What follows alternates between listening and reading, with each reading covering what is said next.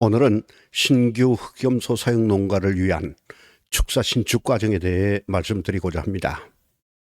물론 지금 말씀드리는 것이 절대적인 것은 아니고 일반적 과정이라고 이해하시면 좋겠습니다.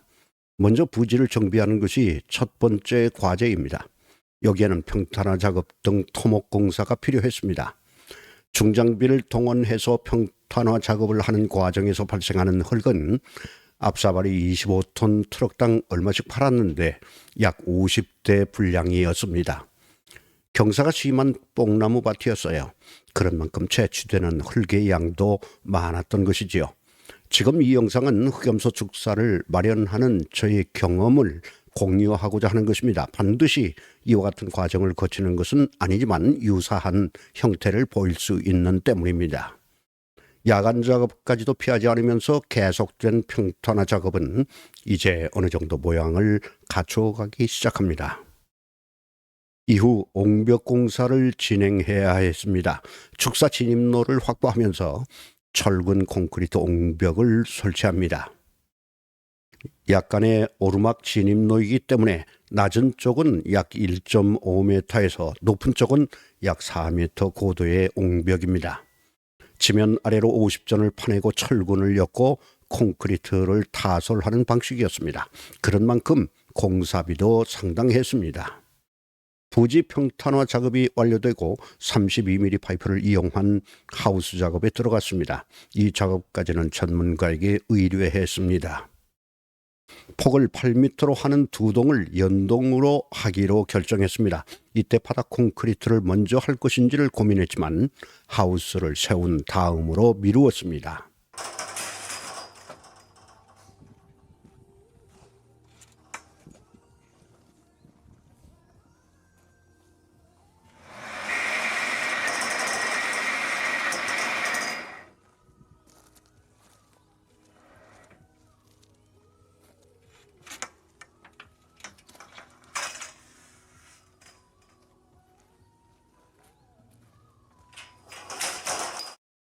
이곳 부하는 눈이 많이 오는 지역입니다. 그래서 파이프 간격을 50전으로 하고 지붕 경사를 최대한 세웠습니다. 그리고 서해 바다와 멀지 않기 때문에 지면 아래로 50전을 받고 그 위에 콘크리트를 타설할 예정으로 공사를 진행했습니다. 콘크리트 양생이 이루어지면 파이프를 단단히 고정할 것이므로 바람에 강한 요소가 될 것입니다. 레미콘 차량은 기본이고 펌프카를 동원해 축사 바닥 콘크리트를 진행합니다. 이 경우 콘크리트 부스러기가 파이프에 떨어지지 않도록 각별한 주의가 필요했습니다.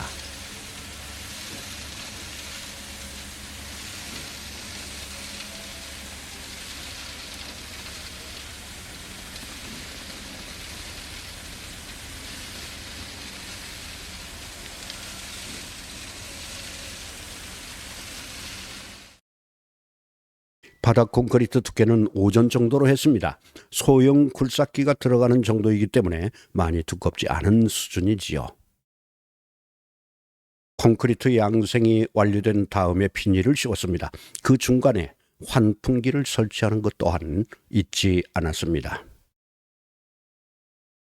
하우스 비닐 치마를 작업하는 과정에서 물매를 잡은 배수구 작업을 동시에 실시했고 축사 양 방향으로 했습니다. 콘크리트 작업 이전에 급수 파이프와 배수 파이프를 설치해야 했음에도 불구하고 이를 누락해서 다시 콘크리트를 자르고 각각의 파이프를 묻었어요. 이 작업이 공사 기간을 상당히 늘리는 역할을 했어요. 너무나 상식적이고 당연한 사전 작업임에도 불구하고 이를 놓친 것이 작업을 번거롭게 했습니다. 이제 내부 작업으로 들어갑니다. 48mm 기둥은 앙카 작업이 아닌 지면 아래로 50전을 박는 방식입니다. 굴착기 볼의 칼을 이용해서 50전을 박고 지상으로 1.5m를 세웠습니다. 결국은 파이프를 2m 길이로 재단한 것인데 이 기둥은 2m 간격으로 설치했습니다. 세워진 기둥을 중심으로 가로 파이프를 설치합니다. 지면으로부터 아래쪽은 아주 좁게, 위로 올라갈수록 점점 넓게 설치합니다. 어린 자축이 밖으로 탈출하는 것을 막기 위한 것이죠. 그리고 가능한 한 용접을 피하고 쇠들을 이용해서 고정하는 방식입니다.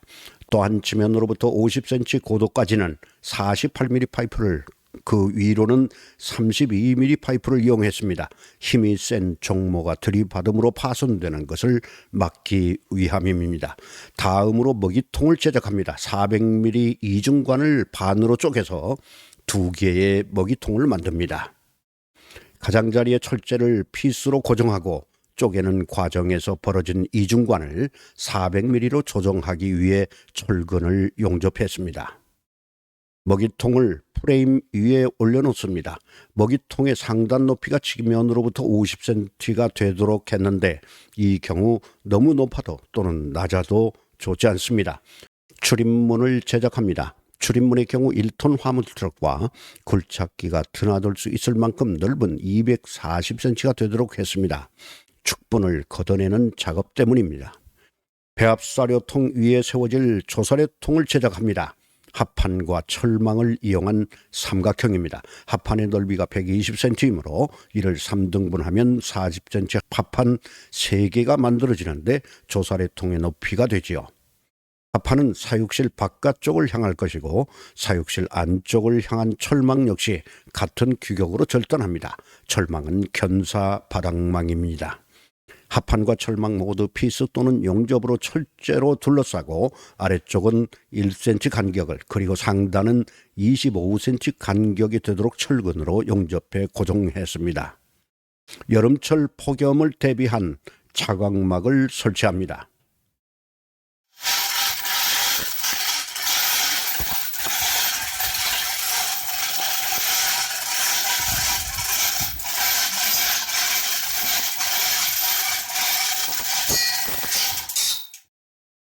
완성된 모습입니다.